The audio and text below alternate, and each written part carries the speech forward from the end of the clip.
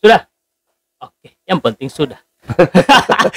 Kan Pak gitu, Pak Ketua. Jadi yang penting kan, oh sudah, oke. Kalau dia bilang sesudah, setelah itu. Pak Saprin Saipi. Iya. Lengkapnya apa? Iya. Salam dulu ya. Sobat salam kan tadi. Oh, sobat salam tadi. Ya. Oke, salam. SE atau SIP? Assalamualaikum warahmatullahi wabarakatuh. Jadi, iya, saya pernah kuliah di Sekolah Tinggi Ilmu Ekonomi. Jadi, apa namanya, menyandang gelar sarjana ekonomi. Ya. Saprin Saipi SE, iya, sarjana ekonomi. Sampai tawan pernah tersalah waktu bangun sahur. Iya. CE dia bilang. Dia bilang CE. Padahal SE. SE, iya. Yang lebih parah ME. Jadi ME. Nah, asli ini Pak Saprin. Oh iya. Asli. Pak Saprin Saipi. Sekarang Ketua Percasi, ya. Iya. Ketua Percasi Provinsi Gorontalo. Periode 2019 sampai 2023. 2019 sampai 2023 karena masa periode kepengurusan Percasi itu 4 tahun. Di 2019 kita melakukan musyawarah, kemudian SK itu keluar tahun 2020. Jadi kalau sesuai dengan SK, periode kita sampai 2024. Nah, ya, kalau sesuai SK PB Percasi sampai 2024, dan alhamdulillah bahwa hari ini kita berdiskusi di sebuah warkop yang tempat bermain catur, komunitas catur dan bengkel kopi kan? Bengkel kopi. Dan memang ini strategi kita dalam rangka untuk memasyarakatkan olahraga catur ini. Dan lewat komunitas-komunitas di beberapa warkop. Yang paling penting dalam rangka untuk membangun komunitas ini, kita membangun silaturahim. Kenapa? Karena tema atau moto di catur itu adalah gens una sumus. Artinya selamat datang di Gorontalo. Jadi gens una sumus itu orang semua bersaudara. Jadi orang semua satu keluarga. Jadi kita semua satu keluarga. Jadi dengan olahraga kita tidak membedakan etnis, kita tidak membedakan suku, kita tidak membedakan agama dan sebagainya. Yang pasti bahwa olahraga sebagai perekat persaudaraan, persatuan dan sebagainya. Nah, itulah yang kita kembangkan di Percasi, dan yang paling penting insya Allah secara prestasi kita juga sudah mempersiapkan berbagai program. Di periode kemarin yang tahun-tahun kemarin waktu masih Pak Saprin di Ketua Percasi, prestasi catur Gorontalo di tingkat nasional bagaimana? Iya, kalau kita di tingkat nasional, di tingkat junior. Di tingkat junior kita sudah banyak berbicara di tingkat nasional. Ada beberapa pecatur junior kita yang sudah bahkan sampai pernah meraih medali emas. Siapa itu Pak? Taufik Eda. Oh, Taufik. Iya, Taufik Eda. Kemudian juga di O2SN juga pernah berprestasi, ya. Sehingga di tingkat junior. Tapi juga dalam skala senior, memang prestasi secara personal itu bisa dicapai. Di Gorontalo ada kurang lebih 8 orang master nasional. 8 orang master nasional yang sudah bergelar master. Jadi master nasional itu adalah seorang pemain atau seorang atlet catur yang sudah diakui kapabilitasnya gitu. Dia sudah diakui kapabilitasnya dan dia memiliki kemampuan teknis yang secara teoritis itu sudah diakui. Salah satu dari beberapa orang itu Pak Saprin Saipi kan. Iya, kebetulan saya dengarkan begitu. Ya, jadi kan belum pernah main dengan saya. Ini catur ini kan mujur-mujuran tuh.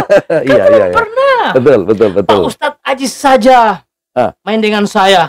Kalah. Menang dia. Oh, menang dia. Iya, jadi ada beberapa tingkatan. Pengakuan ada levelnya itu. Iya, beberapa apa ya, pengakuan atau tingkat gelar atau tingkat prestasi secara personal yang diakui di Percasi itu dari Master Nasional, kemudian Master FIDE, kemudian meningkat lagi menjadi Master Internasional, dan sebenarnya ada gelar terakhir Grandmaster. Tapi sebelum menuju ke Grandmaster itu ada namanya norma Grandmaster. Dan itu ada beberapa kualifikasi yang harus dimiliki oleh seorang atlet, oleh seorang pemain. Dan biasanya itu didapatkan dalam sebuah turnamen besar. Turnamen yang skala nasional bahkan sampai skala internasional. Jadi kalau Master Nasional itu diraih di sebuah turnamen yang saat ini memang ada beberapa momen turnamen, tapi sekarang sudah dibatasi hanya kejurnas. Hanya kejurnas saja. Jadi seorang untuk ingin meraih gelar Master Nasional itu harus ikut kejurnas. Kejurnas, dan dia meraih poin kualifikasi tertentu. Ada hitungan poinnya? Iya, ada hitungan poinnya. Jadi contoh misalnya, biasanya di dalam setiap pertandingan itu ada namanya babak. Jadi jumlahnya itu ada ganjil, ya, misalnya dari 7 babak, atau 9 babak, 11 babak, dan 13 babak. Waktu saya kemarin, contoh, saya alhamdulillah mendapatkan gelar Master Nasional di Batam tahun 2006. Tahun 2006, dan itu kejurnas yang kelima saya ikuti. Kejurnas yang kelima, dan susah itu apa? Iya? Susah dari itu karena mau menunggai takut kuat ngambil atau seluruh Indonesia itu kan. Memang so kualitasnya kapabilitasnya luar biasa. Saya dapat gelar dari berapa peserta waktu itu? Dari waktu kemarin kita di Batam itu kurang lebih hampir sekitar 900-an, hampir 1.000. 900 peserta lebih. Dan itu bisa lolos semua atau? Iya, jadi dari itu cara menghitungnya dari 13 babak, Abah harus mencapai kurang lebih 8,5 poin. Aturan waktu tahun 2006 lalu itu. Jadi 8,5 poin. Jadi minimal cuman 4 kali kalah dari 13 babak, ya. 4 kali kalah dari 13 babak. Jadi harus meraih 8,5 poin. Jadi kalau menang 1 poin, kalau draw setengah poin, gitu kan. Nah, harus 8,5 poin. Nah, aturan terbaru sekarang itu dari 13 babak itu harus mencapai 9 poin. Bahkan ada penuh, harus 9 poin penuh, dan itu berat sekali. Kemarin justru aturannya juga sudah semakin dibatasi. Setiap provinsi hanya bisa memiliki kuota atau bisa mengirimkan atlet kurang lebih cuma 5 orang. Dibatasi? Iya, 5 orang. Itu artinya bahwa setiap provinsi harus melakukan seleksi. Iya. Orang-orang yang dikirim di kejurnas itu orang-orang yang qualified, orang-orang yang memang punya, selektif betul. Jadi sangat selektif, sangat tingkat kompetisinya sangat kuat sekali. Sehingga insya Allah, tapi seluruh upaya itu bisa terbuka peluang bagi Gorontalo untuk menambah atlet untuk bisa mendapatkan gelar Master. Itu insya Allah. Jadi itu yang kita coba lakukan di. Ini baru Master. Luar biasa. Master Chef. Terima kasih Pak Amir. Ini baru Master. Ketua BK. Ketua BK. Klub BK. Klub BK catur. Luar biasa. Anggota paling banyak. Iya, di klub-klub itu juga ada tingkatan-tingkatannya kalau di Percasi itu Pak Amir. Jadi ada kualifikasi klub. Pak Amir di sebelah. Maksudnya Pak Sapri mau bilang Pak Amir meskipun dia ketua klub kan, tapi dia pengurus kabupaten juga. Jadi kalau klub itu ada kualifikasinya juga. Ada klub yang hanya klub hobi. Jadi di situ hanya orang berkumpul dan komunitas itu hanya istilahnya. Iya, komunitas dan hanya para hobi saja gitu. Macam saya ini. Ya. Saya hobi nonton kan. Kan masuk juga di situ komunitas. Itu baru hobi. Jadi dia sambil minum kopi, kemudian merokok dan sebagainya. Sambil main catur. Ada klub yang tingkatannya sudah semakin tinggi, namanya klub prestasi. Klub prestasi di situ selain bermain catur tapi belajar. Jadi mereka belajar karena di catur itu bisa dibayangkan ya. Catur ini dari tahun 1600-an, 1500-an bahkan itu sudah ada pertandingan-pertandingan di seluruh dunia. Luar biasa dari tahun 1500 sampai tahun 2022 hari ini. Dari sekian di seluruh dunia itu tidak ada partai yang sama sebangun. Maksudnya sama sebangun? Dalam artian bahwa tidak ada bangunan yang dimainkan sama. Iya, yang sama. Itu artinya bahwa pasti beda berarti. Iya. hitungan catur itu unlimited. Hitungan catur itu, kemungkinan catur itu unlimited. Memang kalau saya memang menyenangi catur itu dengan filsafatnya, Mbak. Filsafat catur. Jadi unlimited dan kompleksitasnya. Jadi sebenarnya kalau orang ingin mau belajar kehidupan yang ini, belajar catur sebenarnya. Mau belajar kehidupan yang yang sangat mendasar, di sana ada filosofi di catur itu. Ya, contoh misalnya pion apa? Pion ini kan katakanlah kalau dari dari berbagai pasukan yang ada di catur itu, pion itu adalah makhluk terkecil. Ada jumlahnya ada 8 buah, putih 8 buah kemudian. Nah, pion ini sifatnya dia melangkah 1 langkah dan tidak boleh 2 langkah. Iya. Tidak boleh ada yang 4 langkah boleh. Air ke ada yang 4 langkah boleh. Kecuali itu masih di area kita. Di wilayah, wilayah sendiri. Iya, wilayah sendiri. Tapi kalau sudah di area musuh, dia hanya hanya 1 langkah, 1 langkah. Yang kedua, sifat pion itu sering ikhlas dia berkorban untuk kepentingan yang lebih besar. Ikhlas maksudnya? Ikhlas dia berkorban. Filosofi pion ini? Iya, filosofi pion ini adalah ikhlas dia berkorban. Mau dikorbankan demi nama kepentingan. baik Demi kepentingan yang, demi kepentingan si luper ini atau si kuda ini. Kepentingan yang lebih besar. Jadi kalau misalnya di rating kan, pion ini poinnya 0,5. Iya. Ya, 0,5, kemudian kalau gajah 2,5, kemudian kuda juga sama 2,5. Kalau benteng 5. Kalau menteri 9. Kalau menteri 9, kemudian kalau raja itu adalah pembagian poin itu nilai.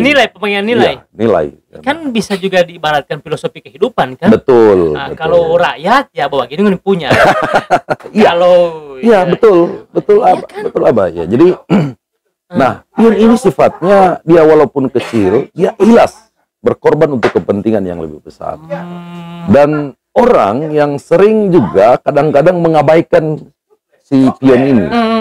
Kadang-kadang meremehkan dia. Iya. Meremehkan dia, pokoknya padahal sangat dibutuhkan, sangat dibutuhkan. Pantas sangat misalnya kalau macam di politik, percaturan politik. Iya, betul. Jadi ini pasukan yang paling terkecil dan ada di garda terdepan. Tapi pion kan juga boleh minum kopi tuh. Minum kopi dulu. Iya, Amir bilang kamar cepat minum ini air, DP rasa gaga. Luar biasa ini Pak. Nikmat. Makanya macam orang si Om Kadir metawau. Kan minum kopi itu menimbulkan melahirkan berbagai inspirasi. Termasuk orang main catur. Jadi itu filosofi baru pion. Iya, itu pion. Jadi dia melangkah satu langkah. Tapi luar biasanya karena betapa kecilnya dia, nilainya dan perjuangannya menuju sampai. Nah, ketika dia sudah sampai pada petak yang terakhir. Iya, istilahnya mau sekolah ini, sekolah. Jadi katakanlah kalau dia sudah, namanya kalau di catur itu petak promosi. Petak, petak yang dia akan diberi gelar. Karena perjuangannya itu, dia melalui sebuah pertarungan yang sangat luar biasa dan dia bisa lolos sampai di petak terakhir. Maka dia harus dihargai. Dia harus dihargai, perjuangannya harus dihargai. Nah, bentuk penghargaannya adalah dia diminta untuk memilih apapun. Mau jadi kuda, harus jadi perwira, karena dia pangkat. Iya, naik pangkat. Naik pangkat. Nah, luar biasanya keistimewaan dari pion ini ketika dia sudah mencapai perjuangan yang terakhir, penghargaan yang tertinggi adalah silakan dia bebas memilih. Mau jadi apa dia? Mau jadi apa dia? Mau jadi kuda, mau jadi gajah, mau jadi benteng, mau jadi menteri pun. Tapi luar biasa, Abah. Luar biasa. Silakan mau jadi gajah, silakan mau jadi pion, silakan mau jadi benteng, silakan mau jadi silakan mau jadi perwira, menteri sekalipun, tapi ada satu, jangan jadi raja. Itu dia tidak boleh. Iya kan. Nah, kalau kita lihat dari filsafat kehidupan kita bahwa kita ini berbagai macam strata sosial. Kita ada rakyat, kemudian kita ada ada kelompok menengah, kelompok menengah, kemudian kelompok atas, strata sosial yang tinggi, berbagai profesi bahkan. Ada guru, ada. Silakan Anda mau jadi apapun. Diibaratkan tadi catur ini ada pion. Betul. Mau jadi apapun, mau jadi kepala sekolah, mau jadi bupati, mau jadi wali kota, mau jadi gubernur, silakan. Tapi ada satu abah, jangan jadi Tuhan. Jangan jadi Tuhan, jangan jadi raja. Artinya apa? Bahwa silakan kita melakukan perjuangan yang paling tinggi, tapi jangan menjadi Tuhan. Tuhan itu kan berarti sesuatu yang puncak tertinggi yang yang memiliki sifat seluruhnya. Artinya bahwa Anda jangan jadi sombong. Iya, filosofinya di situ. Iya, jangan jadi sombong. Jangan, silakan mau jadi bupati, mau jadi apa, tapi jangan menjadikan diri Anda sebagai seorang yang kategori bahwa memiliki sifat-sifat Tuhan yang tidak boleh dimiliki oleh, hingga melupakan pion-pion yang lain lagi. Betul. Melupakan pion lain dan dia tidak ingat bahwa dia pernah jadi pion kamar. Iya kan? Betul. Itu filosofi nah itu luar biasa. Dan di catur banyak sekali filsafat-filsafat kehidupan yang kita bisa timba, yang kedua juga ternyata ada sebuah penelitian bahwa dengan bermain catur itu dapat meningkatkan tingkat IQ. Tingkat kecerdasan seseorang. Analisa kan? Betul. Ya, sama dengan saya analisa barmain bom. Pak Ketua. Bom kan Pak Ketua tahu kan? Ya. Analisa dengan saya. Ya. Saya menganalisa, dia barmain Om Kadir maksudnya. Emang analisa. Hampir apa nonton saya bisa jadi pintar menganalisa, apalagi barmain kan? Bagi orang yang barmain. Itu untungnya di catur itu, Pak. Jadi meningkatkan IQ. Iya, meningkatkan IQ dan strategi, taktik dan sebagainya. Dan di catur itu ya Anda harus memiliki strategi, Anda memiliki taktik. Karena itu taktik perang. Bagaimana memenangkan raja lawan, kan? Bagaimana memenangkan raja lawan, bagaimana menyandra pasukan lawan. Bagaimana menguasai jalur. Iya, bagaimana menguasai medan pertempuran dan sebagainya. Banyak, kompleks, sangat kompleks. Dan itu tadi bahwa dari sekian juta partai yang dimainkan, itu tidak ada partai yang sebangun, yang sama dan sebangun. Itu artinya bahwa berjuta kemungkinan. Dan petak catur itu juga unlimited sebenarnya. Jadi ada cerita bahwa ada seorang raja yang dia melakukan kompetisi. Kemudian lahirlah beberapa orang pemenang, dan pemenang ini diberi penghargaan untuk silakan meminta apapun. Jadi ada yang ingin menjadi seorang perdana menteri, ada yang ingin meminta menjadi seorang perwira, ada yang meminta kawin dengan permaisuri raja ini, dan semuanya dikabulkan. Ada satu orang yang dia meminta diambil papan catur, petak catur atau petak 8, ukurannya 8x8, berarti 8 petak ya, 8 petak. Jadi 64 petak. Syaratnya apa, Bang? Dia cuma meminta tolong diisi petak pertama diisi 1 buah gandum. 1 biji gandum. Petak kedua itu harus 2 kali lipat dari gandum yang pertama, petak pertama. Kemudian petak ketiga harus 2 kali lipat dari gandum yang kedua. Nah, terus dan diisi terus. Apa yang terjadi, Abah? Setelah dihitung, itu baru baris ke-6, seluruh gandum milik kerajaan itu sudah habis. Dan tidak bisa membayar permintaan daripada dibandingkan dengan permintaan orang-orang lain tadi. Iya. Jadi seluruh gandum milik kerajaan itu sudah habis. Sesederhana itu. Tapi justru tidak mampu Artinya bahwa hitungan petak catur sangat unlimited. Tak terhingga gitu kan. Tak terhingga. Sehingga nilai kehidupan yang kita dapatkan, yang kita bisa timba dari catur, bahwa betapa kompleksitas masalah ini, maka kita butuh kesabaran. Kita butuh ketelitian, kita butuh keseriusan, kita butuh fokus, kita butuh yang namanya konsentrasi. Iya, untuk memenangkan sebuah pertarungan di kehidupan ini. Nah, itu kalau seputar catur, Abah. Iya, terakhir di seputar catur, Pak Ketua. Iya. Target di Ketua di periode yang di pengurusan ini apa ya?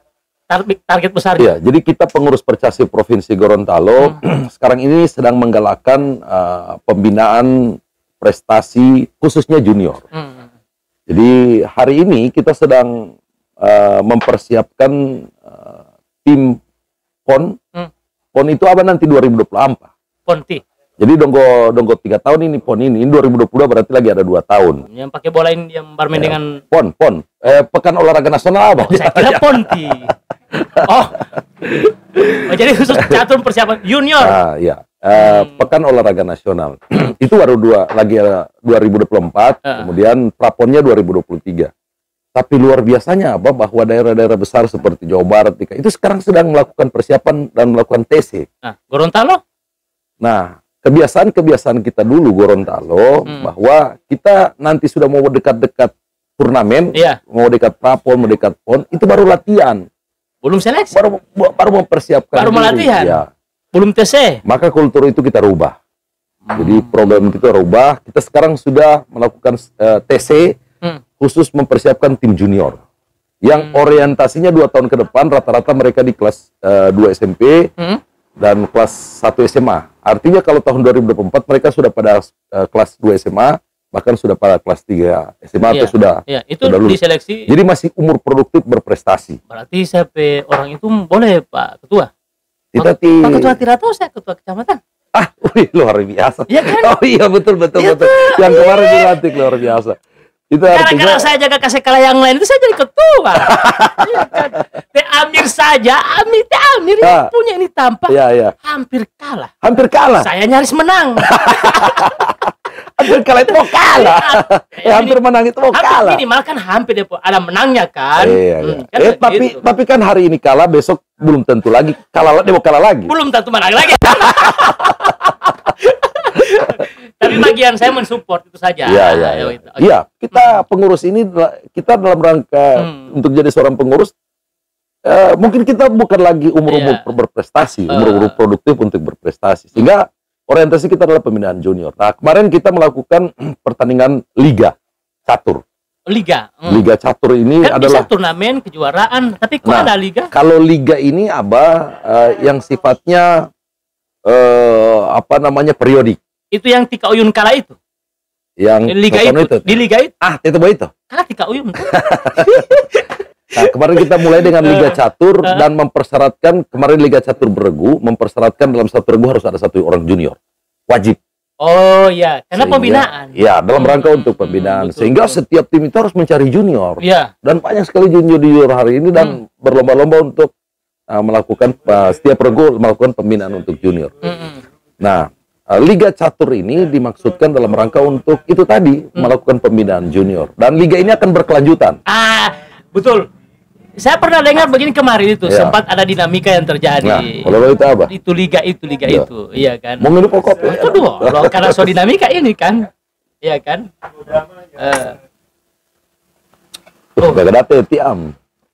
Jadi kemarin sempat ada tapi alhamdulillah dinamika itu sudah selesai. Iya. Antara liga, kejuaraan dan sebagainya. Jadi itu maksud liga itu akan digelar lagi Pak Ketua? Iya, jadi wajar lah kalau dalam catur itu berbagai dinamika karena memang kita harus diperhadapkan dalam setiap persoalan kalau di catur. Iya. Setiap langkah Amir itu masalah itu. Masalah ulah ya kan? Masalah ulah ya. Iya. Nah, artinya biasalah kalau dinamika, apalagi dinamika berorganisasi itu biasa, bahkan dalam rangka untuk menyehatkan organisasi. Nah, kembali ke liga, bahwa liga ini kita lakukan berkelanjutan. Artinya apa, Di? Jadi kalau kita bikin Liga 1, tentu ada keluar juara regu liga. Iya, betul. Juara yang regu yang keluar sebagai juara Liga 1. Kemudian ketika kita buat Liga 2, yang juara Liga 1 ini itu tidak boleh ikut di Liga 2. Karena dia sebagai juara. Sudah jatuh istilahnya. Ya, dia akan dihargai. Nanti akan melahirkan juara Liga 2 yang akan dipertarungkan di Liga 2 antara juara Liga 1 dengan Liga 2 untuk melahirkan juara sejati dari Liga 2 itu sendiri. Dari Liga 1 dan 2. Iya. Jadi Liga 2 ini akan melahirkan penantang. Melahirkan penantang untuk Liga 1. Nah, ketika dia juara Liga 2 ini, dia belum jadi juara sejatinya Liga 2. Karena masih yang batungnya juara Liga 1. Nah, liga akan dipertarungkan, kurang lebih kita akan mainkan sekitar 10 babak. Iya, dan kita fasilitasi. Kita fasilitasi dengan sponsorship dan sebagainya. Dan melahirkan Liga 2. Nah, kalau kita hitung-hitung, saya memperkirakan setiap 4 bulan sekali bikin liga. Berarti dalam 1 tahun itu saya ada kurang lebih 3 kali buat liga. Iya. Berarti kalau 4 tahun masa periode kepemimpinan saya kurang lebih ada 12 liga. Iya, 12 liga. Nah, kita punya 12 regu yang juara. Nah, tunggu, Liga 2 kapan? Liga 2 insya Allah kita akan, kita kan kemarin kita lakukan di bulan November ya. November. Ya, kita boleh. Iya. November, Desember, Januari. Nah, insya Allah. Februari berarti? Desember kemarin. Desember. Ya, Desember, Januari, Februari. Maret lagi? Maret insya Allah kita bikin Liga 2. Di situ saya. Oh, tentu Abah. Kan Liga 1 saya tidak sempat ikut. Harus mempersiapkan diri, Abah. Saya belum ketua kan. Jadi begini, Abah. Di catur itu, kalau orang mau melangkah untuk menjadi seorang yang berprestasi, maka orang harus melengkapi diri. Karena di catur itu ada yang namanya, ini legaga ini, Abah. Jadi, pecatur itu ada tiga karakter. Ada karakter yang, positioning. Karakter positioning itu adalah gaya mainnya positioning. Dia cenderung mengatur posisi. Jadi cenderung mengatur posisi. Kemudian ada yang defensif, defend. Iya, dia bertahan. Nah, kemudian ada kategori ketiga, ada ofensif, dia penyerang. Nah, penyerang. Dan ketiga-tiganya ini adalah karakter yang yang harus dimiliki oleh seorang pemain. Artinya bahwa setiap atlet itu cenderung menonjolkan salah satu karakter yang ada. Iya. Dan para juara dunia atau para grandmaster di tingkat dunia itu ada rata-rata yang ada pemain positioning. Pemain positioning itu contoh misalnya Magnus Carlsen, juara dunia sekarang itu pemain positioning. Kemudian siapa namanya yang penantang juara dunia kemarin, Ian Nepomniachtchi itu pemain positioning. Nah, ada yang ofensif, penyerang. Ada ofensif penyerang seperti Daniil Dubov. Ada yang defend. Defend itu Kasparov juga pemain positioning. Ada yang defend, Anatoly Karpov. Artinya bahwa karakter ini dapat dilihat dari kehidupannya. Contoh misalnya saya, atau katakanlah seorang yang kelihatan dia rapi, pakai dasi, kemudian lebih banyak dia mengatur diri, itu sudah pasti ya karakternya positioning. Tapi ada yang pakaiannya aut-autan, topi dia tarik ke belakang, kemudian kadang-kadang kancing baju dia buka kancing, atau di pertandingan kemudian kadang pakai kaos, dan itu sudah pasti dia pemain penyerang, ofensif itu. Jadi bisa dibaca itu. Bisa dibaca karakternya. Nah, di Abah kalau menjadi seorang atlet, misalnya mau menghadapi Liga 2. Liga 2 itu, saya menghadapi lawan.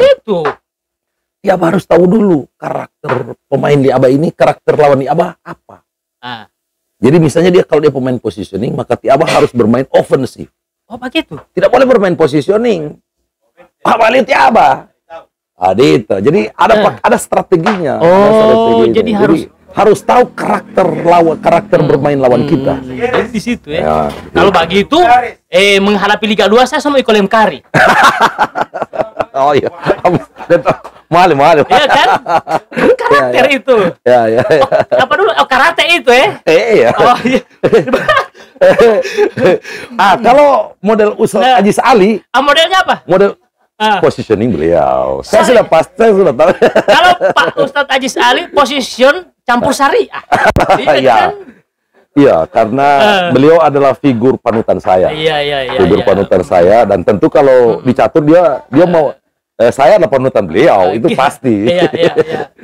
Tapi ini dua panutan saya ini belum tentu dengan saya. Oh gitu ya? Iya. Karena waktu itu nanti Abah belum pernah bermain, nanti Abah pasti tidak mau. Makanya saya tidak pernah kalian pasang. Karena saya belum pernah main kan. Yang lain kan pasang suka sekala. Saya tidak pernah kalah. Iya. Karena belum pernah main. Dan saya tidak akan pernah main. Ya. Saya khawatir Pak Saprin, Pak Ketua. Saya khawatir saya dipermalukan. Oh gitu? Di situ lagi. Di situ juga salah satu sifat yang kita harus latih. Kita harus asah bahwa takut kalah. Tidak boleh begitu. Iya, takut kalah itu coba dalam kehidupan keseharian, takut gagal. Oh iya, takut, betul. Takut tidak berhasil, mengkhawatirkan atau negatif thinking lah apa semua. Itu kan kita harus besar. Kita itu kan dalam bisnis itu kita harus hindari. Kita harus optimis, kita harus melihat ke depan, dan kita harus yakin bahwa kita akan bisa menang. Jadi ada mindset yang kita bangun dalam pikiran kita bahwa kita optimis untuk memenangkan pertarungan ini. Oh iya. Itu yang harus. Jadi tiap aja mali jamu itu mau pulau kalah. Tidak boleh takut. Tidak boleh takut. Oke, jadi target besar di kepengurusan ini kan cuma 2 periode, satu periode. Dua periode. Saya hari ini memang pernah saya memimpin Percasi secara definitif itu periode 2 periode sebelumnya. 2 periode sebelumnya. Nah, kemudian hari ini saya terpilih secara definitif lagi karena tidak boleh 3 kali berturut-turut, dan bisa dipilih lagi, untuk kedua kalinya. Nah, terakhir jadi itu target kita adalah PON. Kemudian alhamdulillah KONI provinsi hari ini itu sedang mempersiapkan tuan rumah PON Gorontalo. Oh iya betul. Tahun 2028. 2 daerah. Iya, 2 daerah. Nah, tuan rumah PON Gorontalo itu kerjasama Gorontalo sama Sulteng. Iya. Nah, artinya apa? Percasi sudah harus mempersiapkan diri. Betul. Jadi ke tahun 2024 kita targetnya, kalau kemarin kita nggak lolos PON, Abah. Kita hanya sampai tingkat prapon, kemudian kita nggak lolos PON. Nah, 2024 kita harus target lolos PON. Apalagi tuan rumah kan? 2028 kita harus target medali emas. Maka target kita jangka panjang itu medali emas PON. Iya. Itu satu. Oke. Yang kedua adalah apa upaya kita untuk menuju ke sana. Nah, insya Allah tahun 2023 itu kita berupaya untuk agar ada kejurnas di Gorontalo, kejurnas catur. Itu juga target pengurus Percasi provinsi hari ini. Itu rencana kapan? Tahun 2023, berarti tahun depan. Nah, insya Allah pada tanggal bulan ini, itu tanggal 25 Februari, kita akan melakukan musyawarah nasional. Nah, di sanalah momentum untuk kita mengusulkan agar Gorontalo siap sebagai tuan rumah. Dan kalau Gorontalo tuan rumah, maka itu artinya bahwa itu sebagai warning bagi kita para atlet untuk mempersiapkan diri. Iya. Karena di sanalah momentum untuk kita mendapatkan gelar, momentum kita untuk mendapatkan prestasi yang tertinggi di catur ini. Pak Ketua, ini catur ini kan beda dengan olahraga lain. Betul. Yang mungkin digeluti oleh begitu masyarakat banyak. Betul. Ya. Tapi catur itu olahraga masyarakat ya. Iya. Kalau catur mungkin kalau saya melihat hari ini ya tidak mungkin terbatas orang yang main catur. Nah, kendalanya di apa sebenarnya? Kalau saya di Limboto justru menerapkan fun game-nya, lebih ke sosialisasinya, Pak. Mungkin juga ini bagian dari bagaimana menarik minat daripada masyarakat. Iya, jadi ini bahwa kendala kita dari sisi organisasi ya, dari sisi organisasi adalah kita sekarang hari ini melakukan konsolidasi, penguatan kelembagaan. Jadi seluruh infrastruktur catur termasuk kelembagaan kita harus siapkan dan kita kuatkan. Ada terbangunnya kerjasama dan sinkronisasi program antara pengurus Percasi provinsi, pengurus Percasi kabupaten kota, kecamatan, kemudian provinsi dan pusat. Itu sinkron dalam rangka untuk satu target, itu PON itu sendiri. Itu satu. Yang kedua adalah memang rata-rata kalau kita lihat atlet berprestasi di Indonesia itu keluaran output sekolah catur. Mereka belajar catur berdasarkan kurikulum, berdasarkan secara metodologi yang baik dan benar. Jadi bermain itu Abah tidak membuat kuat Abah. Biar ti Abah mau bermain sampai pagi, tidak mau kuat-kuat ti Abah. Oh, begitu. Karena kita harus tahu apa-apa ilmu yang kita harus memiliki ilmu bermain catur. Nah, ilmu bermain catur itu ada 3. Pertama opening. Kemudian opening itu adalah pembukaan Abah. Opening game, kemudian middle game, dan ending game. Nah, kalau opening game itu ada teori-teori caturnya dan banyak buku-buku referensi yang ada. Dan sekarang mudah didapatkan lewat internet dan sebagainya. Nah, itu opening game. Itu tiap harus miliki, banyak sekali variasi pembukaan yang harus. Saya selalu di Muka Raja itu. Iya.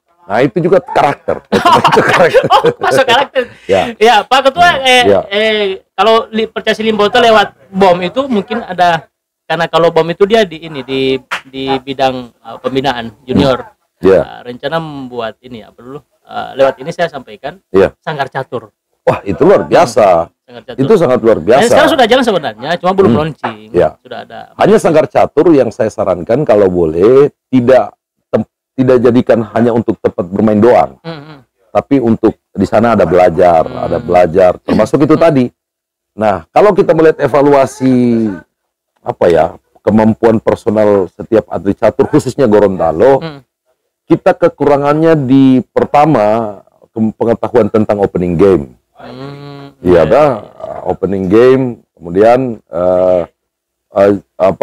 jam bertanding. Jam bertanding skala regional maupun skala nasional itu juga kita kurang kalau dibanding daerah-daerah lain. Itu juga kurang. Maka hari ini kita coba programkan itu untuk dalam rangka apa? Dalam rangka untuk meningkatkan intensitas itu. Jadi Sanggar Catur itu lebih bagusnya, ya saya sudah dengar Sanggar Catur yang dibina oleh saudara Bambang Katil ini, oleh BOM ini.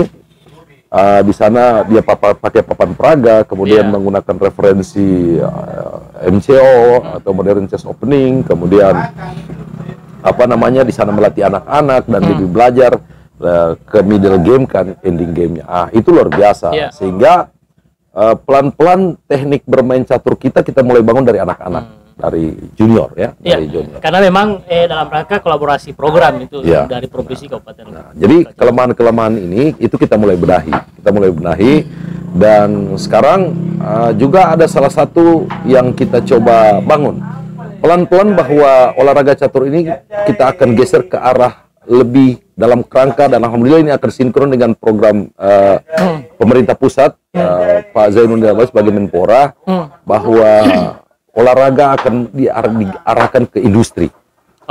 Kalau sudah ke industri, maka olahraga bukan lagi sebagai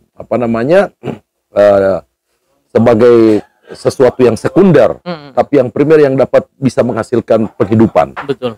Menghasilkan penghidupan. Jadi coba lihat bola kaki sebagai industri, itu sekarang menjadi sumber penghasilan.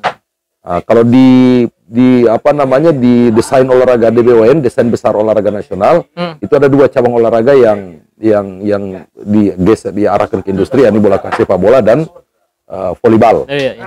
Satu lagi basket, Nah, kemudian yang selebihnya itu ke arah prestasi olimpiade. Nah, artinya apa? Bahwa pelan-pelan bahwa kita ingin menyadarkan kepada masyarakat, kepada orang tua, bahwa olahraga catur itu juga bisa menghasilkan sebagai sumber penghasilan, dijadikan sebagai sumber penghasilan. Karena ada sebuah stigma yang berkembang di masyarakat bahwa catur itu hanya menghabiskan waktu. Duduk-duduk menghabiskan waktu, kadang waktu sholat dilanggar. Maka ini kita harus benahi. Jadi sebenarnya dengan olahraga, untuk bermain catur secara sehat itu Abah harus sehat secara fisik dulu. Secara jiwa dulu. Anu ti Abah misalnya lo 5 itu atau bele, atau ikut pertandingan pasti ti Abah kalah. Jadi tidak konsentrasi. Pasti ti Abah kalah. Iya kan? Maka jadi harus sehat secara psikis, harus sehat secara fisik, baru kita bisa secara stabil untuk bermain catur. Nah, kadang-kadang stigma itu tadi, stigma atau kebiasaan buruk yang sering kita lakukan di setiap sanggar catur, apakah di warkop dan sebagainya, itu mainnya sampai pagi sehingga tidak ukur waktu, kemudian besok bangun siang dan sebagainya. Dan saya pernah mengalami hal itu.